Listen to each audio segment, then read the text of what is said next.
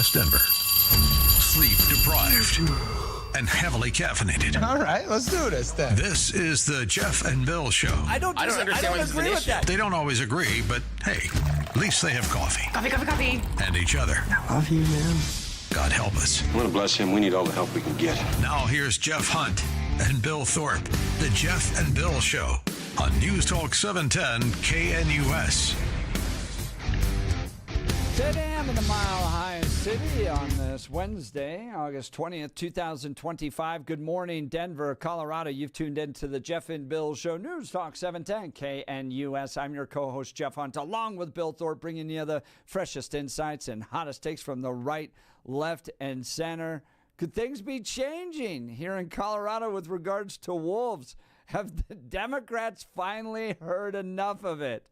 Well, Senate Bill 25B0010 is being introduced and may have something to do with it. Legislators are proposing a pause to wolf reintroduction in Colorado for 1 year in an effort to redirect about $264,000 from the wolf program to health insurance subsidies via the Health Insurance Affordability Enterprise. With the state facing a nearly $800 million to $1.2 billion budget shortfall and health insurance premiums projected to spike up to 38% on the western slope, could this be about priorities? Could Democrats finally wake up and go, well, gosh, maybe spending all this money on wolves isn't the best thing to do? And it's being led by Democrats. Is there hope out there? Well, give us a call, 303-696-1971, or text us on the Dan Capitalist Law text line, 720-819-5115. Now it's time for News and Comment with Blake Olson.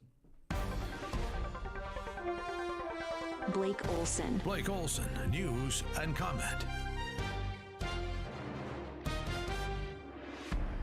Good morning, hump day. 66 and sunny in Denver, expecting a high of 95 today.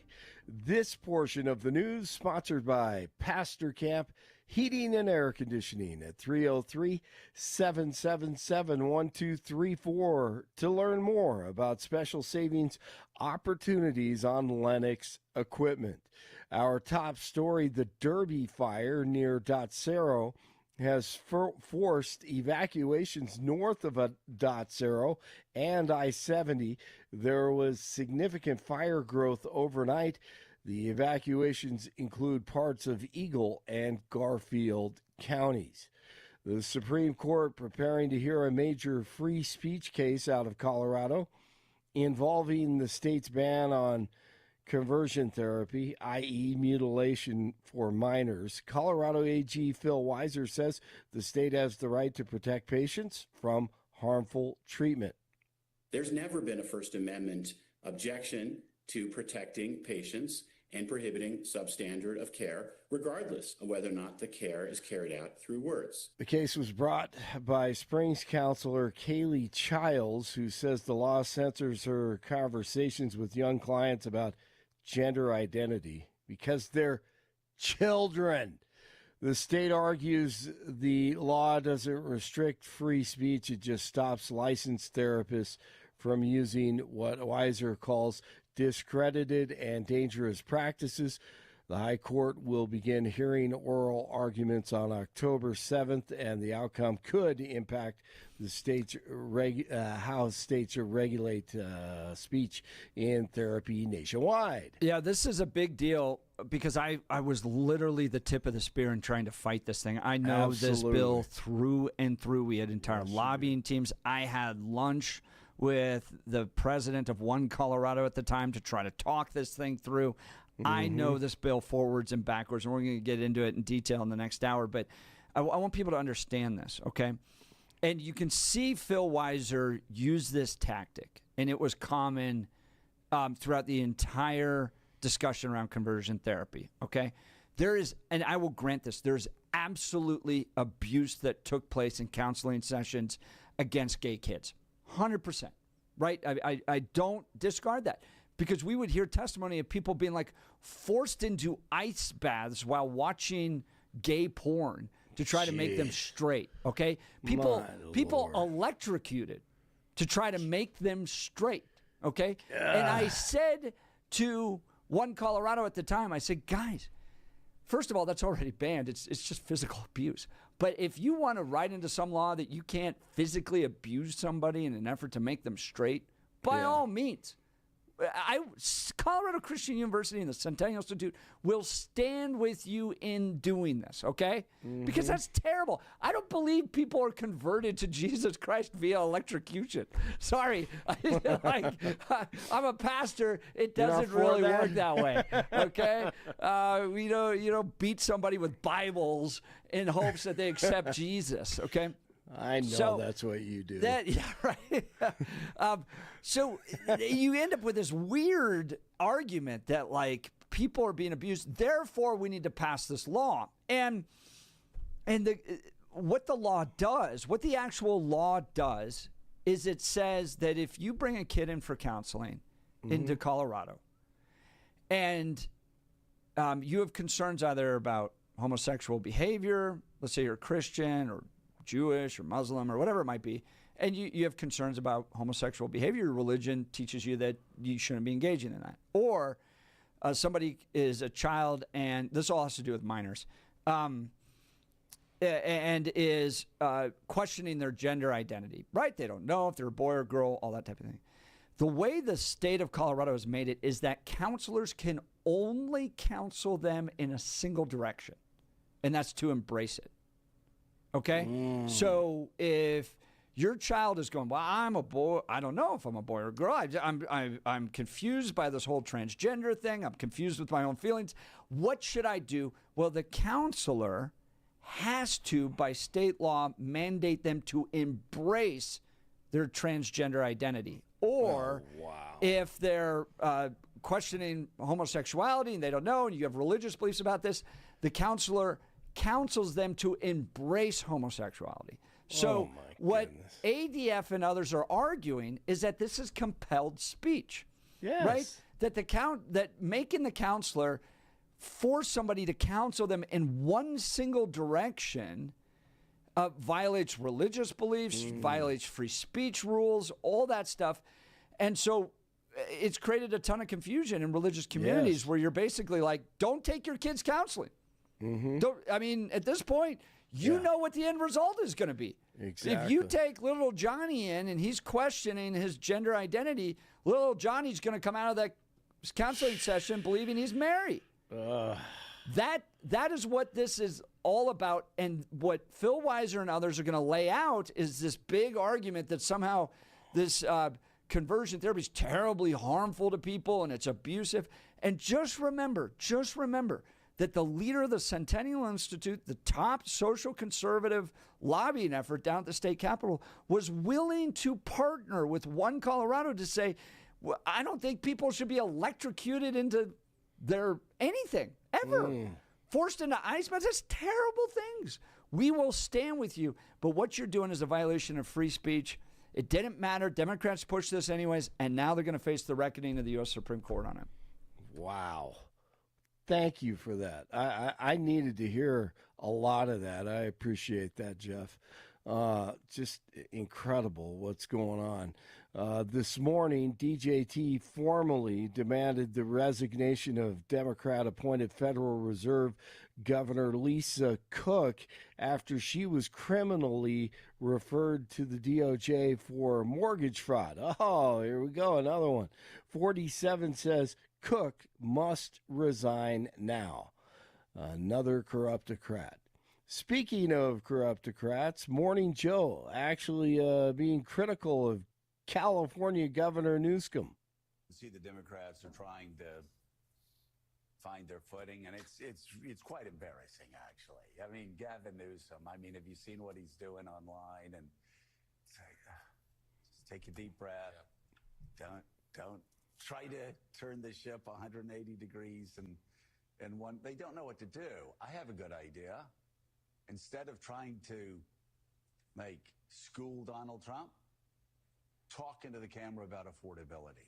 Yeah, all that stuff is impossible. It doesn't matter. You're trying to recreate what you've already destructed and destroyed. in California impossible. Tulsi continues to go after the bad guys, declassifying 37 traitors for helping push the Russia hoax. They were not happy with the outcome of that election, and so they created this politicized, weaponized piece of fake intelligence that, as you mentioned, then went on to serve as the foundation for everything that came after, the multiple investigations, the years-long Mueller investigation, 2 congressional impeachments, investigations in the raid at Mar-a-Lago. The list goes on and on. The White House is reportedly considering Budapest as the location for a new Russia-Ukraine peace summit.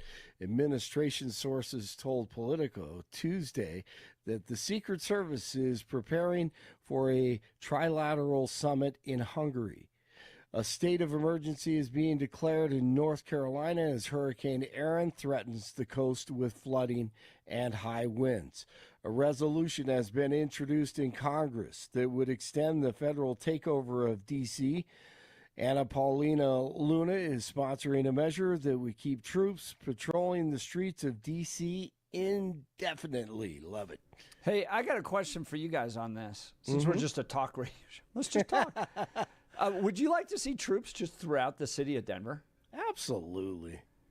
Just like full-on military, Yes. like with the big guns on Yes. top, like right out of World War Z Fatigues. type of thing? Fatigues. Yeah. Yeah. Absolutely. Bill? No. Why not? Because I read that book, 1984. Yeah. I've seen these movies. What do you think? I've What do you seen think that. they would do to someone like you, or to just anybody else that wants to enjoy downtown? Well, the best part about it is technically whatever the hell they wanted to. Are you they're the seeing military. that? Are they? No, Th- again, th- that's the question I you're- have. I know the idea is say, have you seen that? Have you experienced? No, not necessarily. But if we have troops, again, U.S. troops patrolling downtown, that's not necessarily a police force. That's a military force. Yeah. Then we are now under a military state. So if that's what you're advocating for, then just remember that. If you think it's a great idea, remember that the next time you're going to put your hand over your heart when that Star Spangled Banner plays and you're lighting up the fireworks on January 4th. That's not what you want at all. That's not the freedom and independence you want. That's not why you embrace the Second Amendment. You want that tyranny of the state. You want that military force on the streets. That's what you want. Anyone else think he sounds like Jack Nicholson right now? Again. But that's what you're advocating for. on that wall. And that's what you want. So just be honest about it. That's it. I would like it on Friday and Saturday nights downtown. Yeah. I think that'd be great. Look, part of the reality is Democrat leadership of this community has allowed crime to fester to a point where people don't feel safe. So what do you do to fix that? Yeah. And maybe it's not a permanent solution. I don't want a permanent military state, but the Get it crime's so going. bad, nobody wants to go downtown. Do you feel safer if there were guys manning machine guns around So there? wait, do you disagree with Anna Paulina Luna? Because she wants military troops permanently in D.C. Good idea? Bad idea? I think D.C., I think it's a good idea. Just because it's a little different. You know, it's not a state. It's where our capital is. What if we just allowed everyone to be armed? Oh, I have no problem with that. Maybe that's another solution. We don't need armed guys with machine guns, but you could walk around to open carry in Denver. Yeah, remember, even in the good old days of the West and open carry, you surrendered your gun when you entered the town. To the sheriff. Yeah, but I guess what I'm pointing out is that somebody is going to have a gun. And so Yes. you could go, it's Denver police. We just want more Denver police around. That's kind of one avenue. You could go, we want the military, so we want bigger guns. Or you could just say other people can have guns. But regardless, to deal with crime, you're going to have good people with guns. So my question is just, which good people do you want? Mm-hmm. Good point. Good point. I take all of them. I really would at this point. Even to clean up the trash. How about the tent police? Can we get that going? Let's just we got to get rid of the tents and it's just you still see it everywhere. All right, mariachi.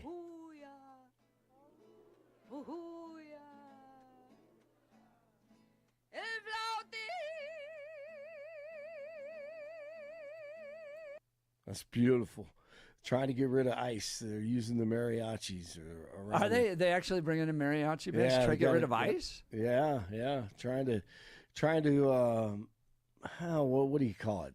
I'm trying to think of the word for it, but just a little worship service to get rid of ICE. So they bring in the mariachi around the country. Someone pointed out too that in that South Park episode, the ICE went to heaven.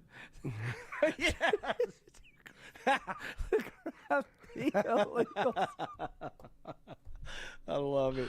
So this is another total side tangent. This is a day of side tangents. But the fact that conservatives can laugh at being mocked and Democrats can't, they get so offended. Like that, you saw Charlie Kirk post some of the images from that. Yeah. Even Kristi Noem made fun of it. He handled it well. J.D. Vance did. Yeah. I've made it. Yeah, I agree. That's how you do it. Let's rip everybody. Come on. 60 on South Park. 63 in Littleton, 64 in Brighton, 66 in Denver. Jeff and Billy continue. Blake Olson, News Talk 710. Everybody, hoo-hoo-ya. Hoo-hoo-ya. Hoo-hoo-ya. Hoo-hoo-ya. News Talk 710 KNUS. Hot, dry weather here for another couple of days, and as we get into Friday and the weekend, thunderstorm chances go up and temperatures will go down a little. However, it'll be hot and dry with mid-90s today, mid to upper 90s Thursday, nights in the 60s today and Thursday dry, upper 80s Friday, and lower 80s Saturday with thunderstorms returning. Weather, a service of L&L Heating and Air Conditioning. For quick, trustworthy, and dependable service, call L&L Heating and Air Conditioning at 720-851-1691. Visit them online at bestdenverhvac.com. You'll be comfortable with L&L. Meteorologist Don Day in the 710 KNUS Weather Center.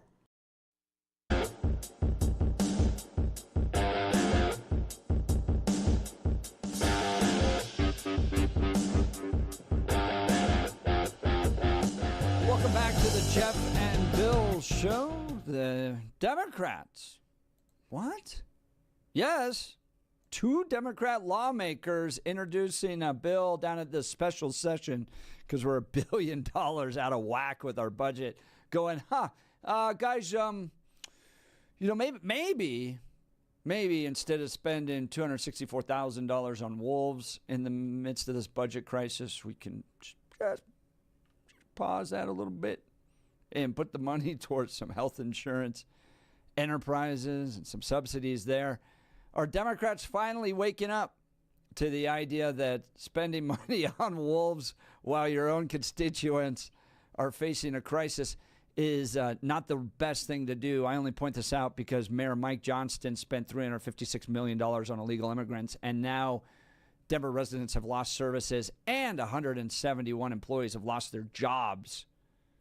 It's all about priorities, people. What do you think? Let's go to the phone lines. Warren, Denver. Good morning, Warren. You're on with Jeff and Bill. Morning. Hi, Jeff. Hi, Bill. And I wanted to talk to you about wolves. We mapped the west side of Rocky Mountain National Park last summer, all the rocks in that park. We'd spend 1 week to 2 weeks at a time out in the park. And there's no food for the wolves other than 4 or 5 elk, here and there. I think CPW needs to address the wolf food problem. Like, where are the wild turkeys? Where are the deer? Where are the pine martens? I mean, other than a porcupine and a 4 or 5 elk, that's all that's out there in the west side of Rocky Mountain National Park. Yeah, I like that. No, go ahead, Jeff. No, I was just going to get some clarification on this. So you guys are out there tracking and you said measuring rocks or yeah, like mapping the rocks, mapping like the rocks, schists and micas and different quartz veins, stuff like that. Wow! And then you guys are noticing that what would be a meal to a wolf and is not in its traditional habitats, kind of either moved on or been decimated? Well, it seems sort of logical that deer and wild turkeys would be around, but the deer and wild turkeys are all down by the roads. Like, they're not up in the park, like up around Timberline or anything like that. There's no food out there for them. I'd like to know what CPW is doing to feed the wolves with prey. Yeah, I've thought about that too, Warren, because one of the reasons that they talked about bringing the wolves in was because of the elk population and also the wasting disease, is that some of this natural predation was supposed to slow down and help some of the elk that were dealing with that.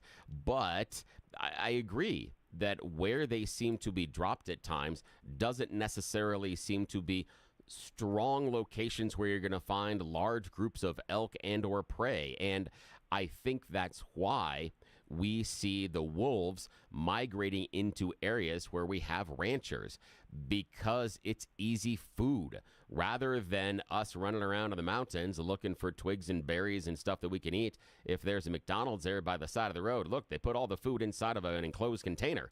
Same thing the wolves are seeing. And so I think that is easy predation. And if it was less difficult to go after the wild animals than to get to the ones that are inside of the pens, they'd go after the wild animals, but they can't find enough of them. And so they're going to go after the farm animals. It's more difficult for them. Yeah, they're all in one location, but they do have some other things to navigate, including fences and things like that. But that's the issue. I think, that where we're placing them, how we're monitoring them, and the idea that we didn't expect any of them to die is also rather silly. This is nature. I spent part of my time growing up watching the Mutual Omaha Wild Kingdom. So I remember that. I remember seeing the animals die on the African savannah. So that was part of it, man. If we were going to give you the Jeff and Bill magic wand, Warren, what would you do to the wolf program? Would you make it go away, or would you keep it as is? Or would you change it, and if so, how? So I'm giving you the wand, Warren. What do you do with the program? I'd try and figure out from CPW where there's some food for the wolves. That's their job. CPW's job is feeding the wolves at this point. I'd like to know where the prey is that they want. I mean, maybe they're not managing the deer population correctly. Maybe they're not managing the mountain goat population correctly. Maybe they're not managing the bighorn sheep population correctly to get wolves some food. And maybe once you put wolves in the area, the prey animals do what most prey animals do and go to a different area. Yeah, right. Leave. Move. Why, Warren, we're facing $1 billion budget deficit, and finally it's nice to see some Democrats go, wow, we spent a lot of money on wolves. Maybe the people matter more. Why not at this point just go, this thing cost way more than it should have. Some estimates between 3, others saying up to $8 million that's been spent on this. It was supposed to cost $800,000 per year. So this thing's getting out of control.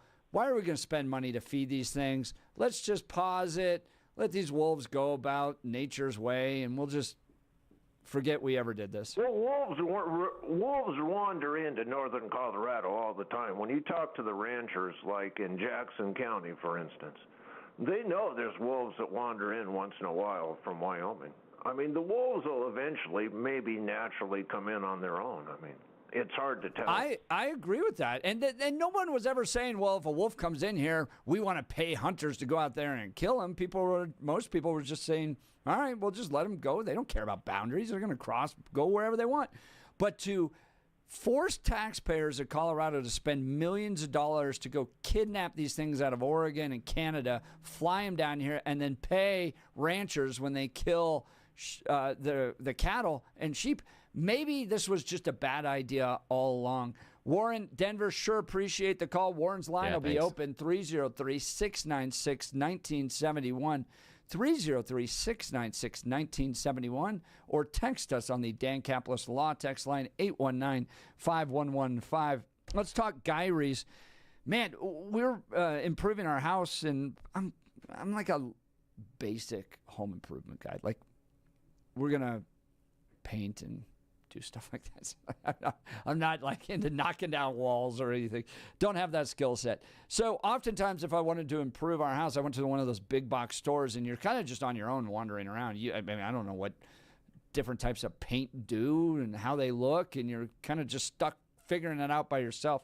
Well, I walked into a Gyrie's the other day with my wife, and it was like a whole new world opened up, because we sat down with their professional designer, and they walked through all the different aspects. You get a personalized guide to improve your home, whether it's blinds, shades, shutters, paint, even home decor, all of it gets guided through by a professional designer. My wife loved it. She got to ask a million different questions, all the different types of blinds. There's some that are remote controlled.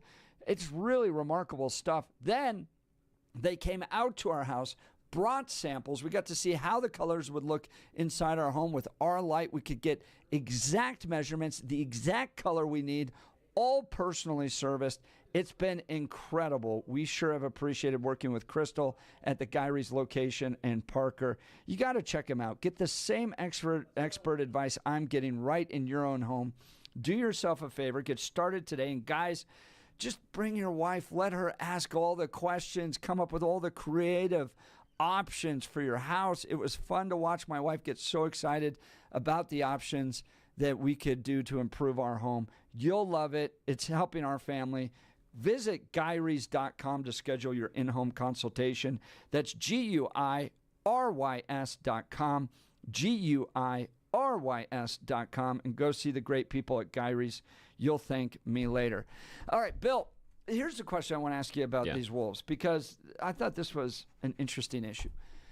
The voters of Colorado want this. This was a direct ask of the people of Colorado. And the people of Colorado said, yes, we want wolves. We want tax dollars to pay for it. Okay? Very clear. Now, state lawmakers and the governor are facing $1 billion budget deficit. Some of the money, in fact, a lot of the money, is going to things that they legislate. So it's a step removed from the people. People elect them, yes. But every decision about every dollar going somewhere is often made by those lawmakers and the governor. Should lawmakers and should the governor defer to the will of the people? Instead of saying, hold on, we're going to pause spending money on wolves so that we can go spend money elsewhere, didn't the people of Colorado say, we want money spent on this? Figure out another way to cut. What are your thoughts? Well, in many ways, for me, I think that we talked about this last hour, where the average Coloradan doesn't feel the government is working for them. And I think this is just another example that many times those ideas of ballot issues are more to get legislative goals that they don't want to take ownership of, but yet they're happy to control, manipulate, and do whatever they need to once they get them.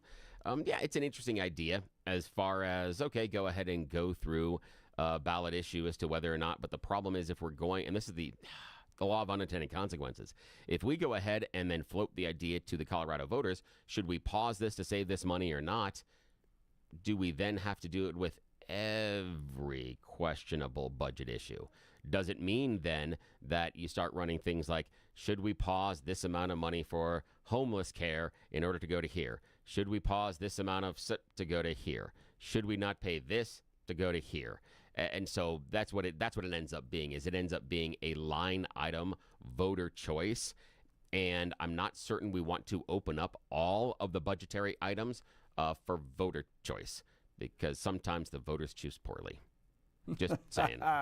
Coke in the water fountains, right? Yeah, exactly. We've been picking the right guys since middle school. Exactly. Same thing, man. Same Healthcare thing. or howling wolves? What matters more to you right now? Lawmakers heading into a special session tomorrow, and Democrat lawmakers, along with Republicans, have introduced a bill saying, pause the wolves. Facing $1 billion budget shortfall, put the money towards healthcare.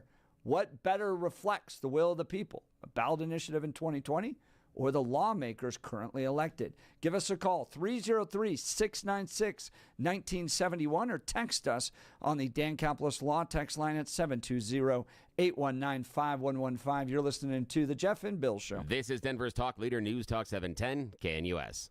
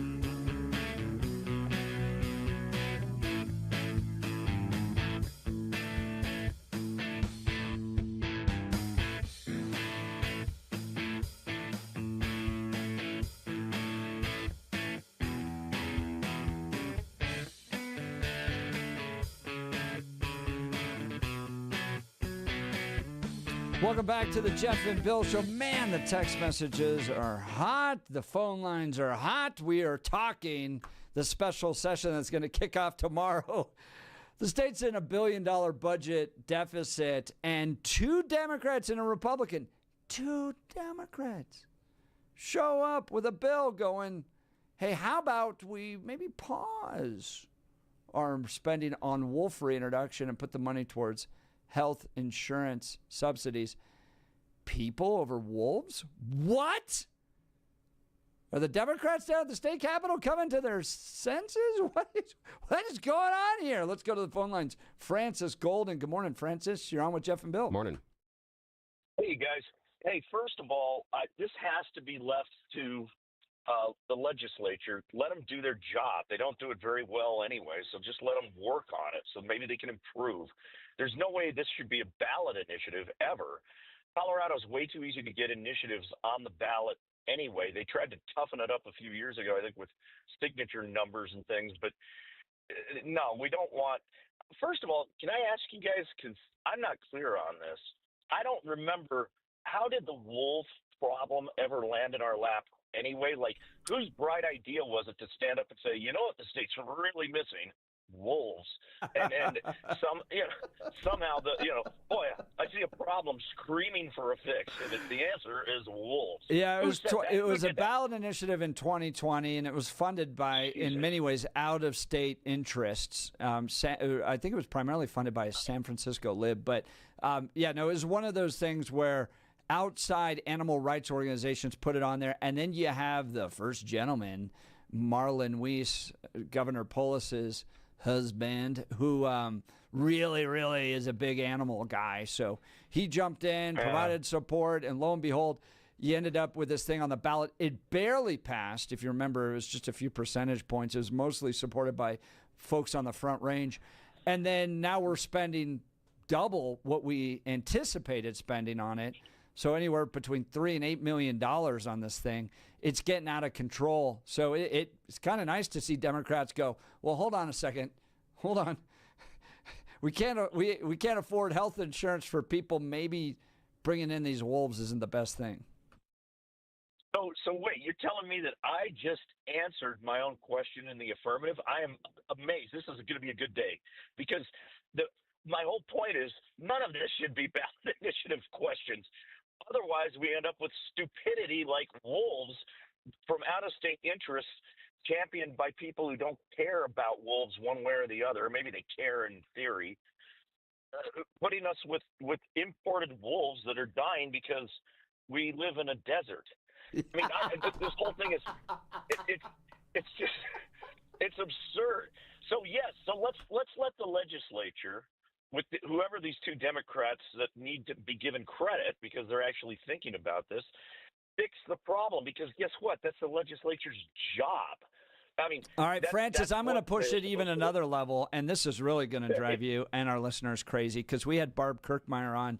She sits on the Joint Budget Committee. She's the top Republican in the Senate when it comes to this budget, and she made it very clear that the legislature doesn't need to be involved in this budget crisis at all. And in fact, time and time again in the past, when the states faced a budget crisis, like it did following 9/11, for instance, Bill Owens just went to his departments and said, do a 2% cut across the board and we'll solve this budget crisis. It's not a huge one. It's a 2% budget problem. They need to cut $1 billion from a $44 billion state budget. And Polis could just do this without calling a special session at all. Oh, boy. I'm a little on the fence on that. I don't like the idea. Part of the legislature's job, in fact, it's really their primary job, is to pass laws and eliminate laws that are no longer needed. And that's going to always involve the budget. They have the ability to the purse strings, and that's part of what they do. Now, they don't make good decisions. Let's just be straight about that. But I'm not confident that any governor could do any better with decisions on just saying cut. But don't you think that this is an effort from Polis to just avoid responsibility? Well, yeah. And or to place responsibility where it belongs with the the legislature that basically doesn't want to do their job in the first place. I do appreciate Polis saying, look, get off your duffs and fix this, because you made a mess of it. Fix it. And I don't think that's a wrong position to take. I think that's exactly what the legislature is supposed to do. Yeah, as you guys can tell, for prior calls, I'm not a huge legislative fan. I think by and large they're a bunch of dummies and they don't deserve their positions.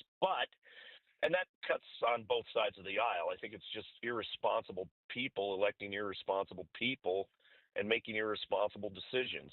But if we have two Democrats who have enough sense to say, let's pause the Wolf Project, which the great unwashed masses were stupid enough to buy into in the first place, good.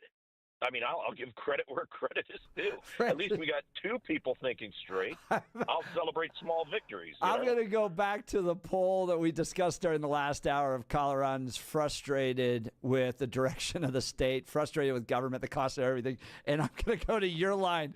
Irresponsible people electing irresponsible people making irresponsible decisions. That is a bumper sticker, my friend. Oh, that's the state of Colorado right now. That is the state. Trademark that. I'm trademarking that. Nobody jump on it first. Doggone it. Francis, great call. Yeah, a lot thanks, of fun. Irresponsible people electing irresponsible people making irresponsible decisions. That is the best description of the state of Colorado that we currently live in. We need to. Fantastic. We need to do a second round of T-shirts that needs to be on the back. And Francis, like a good capitalist, is going to trademark it, and we'll pay him a royalty. All right. No, we'll just knock it off and set up a shoot, just like they did for our T-shirts or Carl's Cairns T-shirts. Yeah, all these knockoff sites that popped up offering other products. You're like, dude, hey, if 9 News gets sold to 31, and there's no more Kyle's Cairns with the little 9, I know. Think about how valuable those shirts are. Oh yeah, exactly. I'm gonna be so glad I have one of the 2 blue that were printed. 2 in existence. That's it. I'm gonna have one of 2. This is gonna be great. Speaking of that, which we're on total side tangents ever right now. This is just the show. So last night, Kyle Clark announced that 9 News might be sold to Fox 31, and it's got to go through an FCC approval Well, it's their process. parent company, so it's not like Fox 31 coming across. Correct. Yeah, it's not like the 100%. donut shop across the street buying the sandwich shop. This is the parent company of the donut shop buying the parent company of the sandwich shop, but that does create market inefficiencies because that means one single owner will now have 3 of the 5 news outlets on television here in Colorado. 3 of the 5. Is it 2 as well? They've got 2. They have 231. They'll have 231.9. Well, I actually think they have 22. Well, the 20 is the offshoot of 9, so that's a subset. Okay. So yeah, but the major broadcasts are 231.947. That would mean 3 of the 5 would be controlled by one company. And this company has made strong hints it doesn't like progressive, old school mainstream media. Yeah. So now, for all of you dancing on the ashes potentially of Channel 9, think about what would happen if, I don't know, a very liberal company came in and owned 3 of the TV stations in town. Yeah. I think Kyle Clark would be happy. But we'll get into the details on this. But Shad Marib, I think is how who knows how you pronounce his last name. He's the chairman of the Democrat Party here in Colorado. Oh, okay. It is funny to watch all the Dems get very concerned about local media. Oh, and so Shad wrote this. Colorado benefits from local journalism and from strong reporters, anchors, meteorologists, and commentators all competing for your attention and trust. Whatever happens, let me show some appreciation for everyone at 9 News and KDVR for enriching our communities. And I pointed out, Bill, that never once has Shad offered any support for my commentary. No, never once. No. It seems like Democrats have a lot of interest in saving Kyle Clark. Oh yeah, they do, because it's the easy layup interviews for him, and I wish they wouldn't play this so partisanly. And Shad got so close to the right argument in this situation, and he missed it again. In part, I believe, because he's looking at this through a Democrat filter. The core. Chairman of the Democrats. Yeah, of course. But that doesn't mean he can't step outside of this and look at this through the real world. There are times he can put his chairman hat on, and there are times he doesn't have to have his chairman hat on. And this is an instance when that chairman hat fell down in front of your face, Shad, and obscured the real issue. The real issue, and you did tangentially touch on it just briefly. Competition.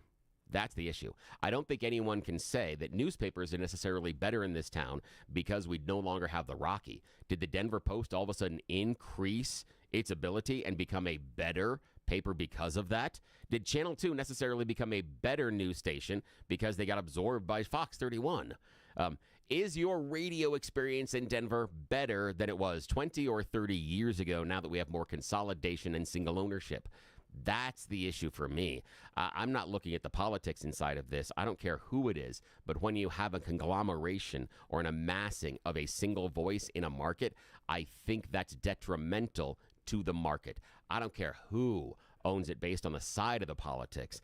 I just get worried when they have too large of a share of the voice. That's it. We'll talk about it later. Yep. Chad, you're up next. We'll continue the conversation about the special session, wolves, cost of education. It's all wide open today. Join the conversation, 303-696-1971. Text us on the Dan Caplis Law text line, 720-819-5115. You're listening to The Jeff and Bill Show. This is Denver's Talk Leader, News Talk 710, KNUS.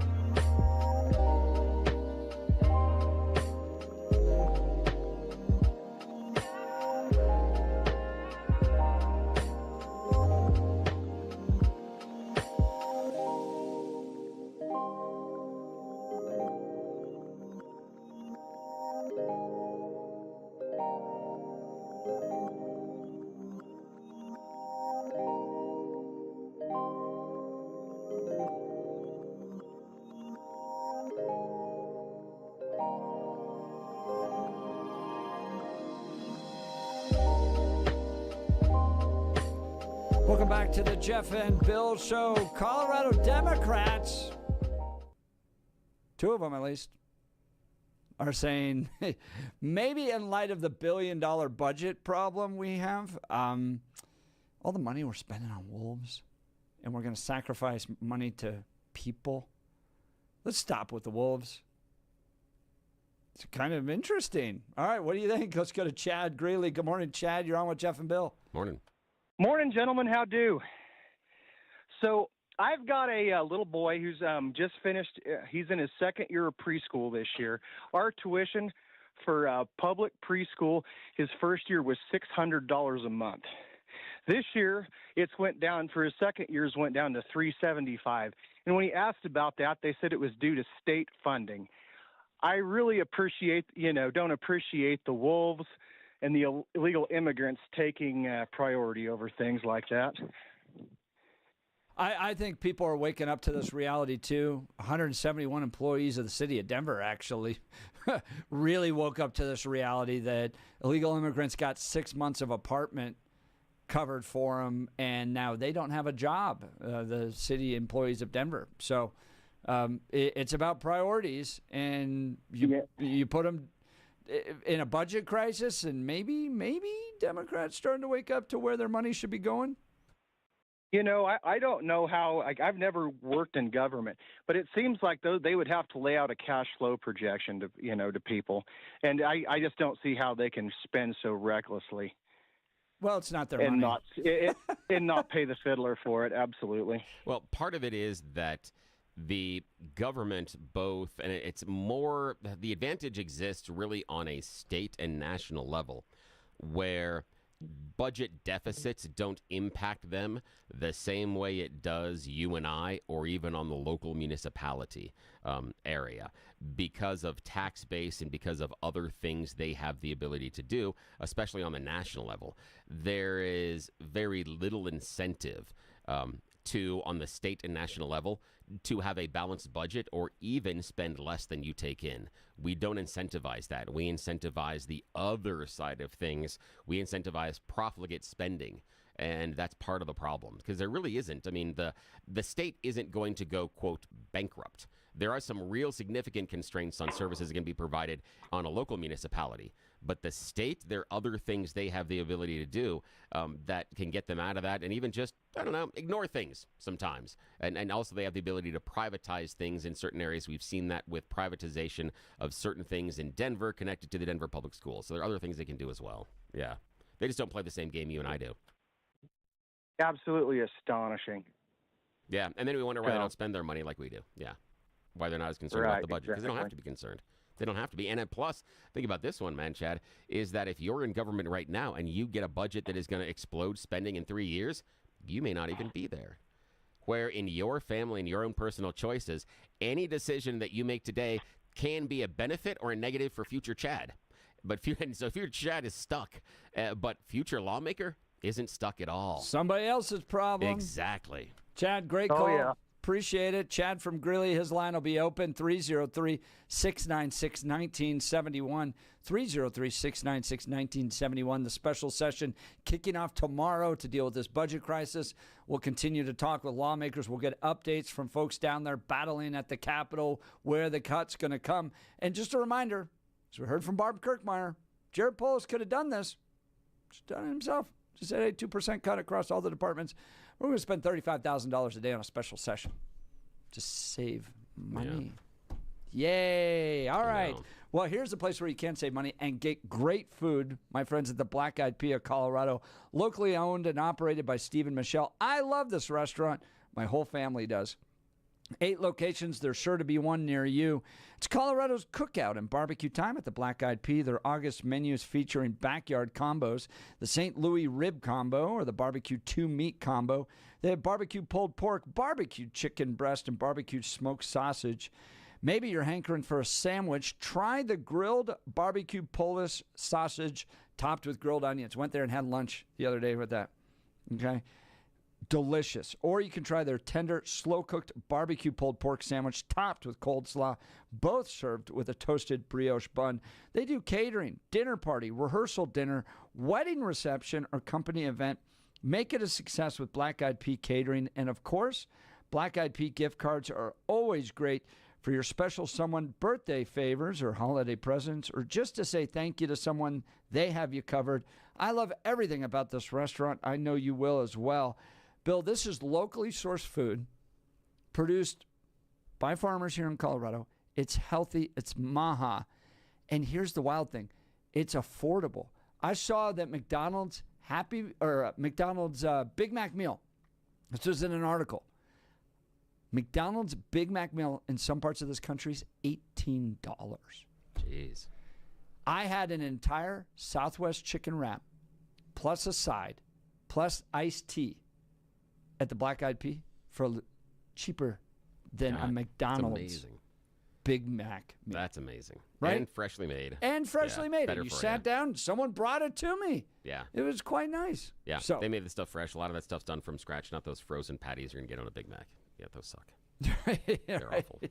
It's amazing how food and Bill, I'm getting more and more down this rabbit hole of how food companies have made food addicting to people. Oh, sure. Yeah, absolutely. Like they modify it. And I've saw articles that they're trying to adjust the formula of processed food to combat Ozempic. Yeah. And the amount of the salt content, because the salt content will increase your desire and keep you eating. Yeah, wait until I tell you about how they test the food products. That's interesting. It's not about what it tastes. It's about how quickly you finish it. Interesting. Yeah. Wow. Well, this is a fun day on the Jeff and Bill Show. We'll continue. You're listening to Jeff and Bill. This is Denver's Talk Leader, News Talk 710 KNUS.